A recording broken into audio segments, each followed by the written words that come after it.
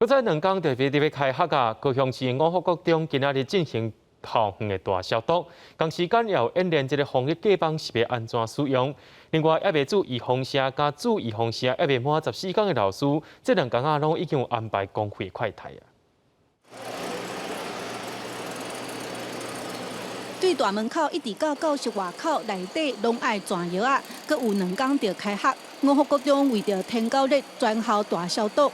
另外，上要紧的搁有防疫，老师唔拿甲准备好各班的防疫用品擎出来。全校84班学生食饭用的假帮嘛穿好啊，现场演练安怎使用。开始，它是4个面都要擦哦。会紧张，为什么会紧张？因为还是有疫情，有点担心啊。为什么？怕被传染。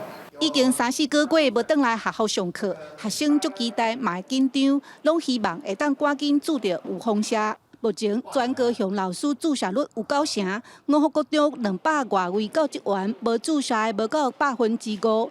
教育局已经安排公费快筛。伊若准长资料啊，嘛开学嘛要未满14天呢。这几天吼，今仔日到明仔载，去快筛伫迄个民生病院。第一，这是拢公费啊，拢甲照册。 另外，学校嘛准备2个防疫布瓶，要互身体无爽快也是发烧的学生，伫遮等家长接转去。目前班庆会嘛规划线顶举办，校长表示，防疫的代志真侪项，拢是为着要互学生安心转来上课。记者邓嘉文、赖维做高雄报道。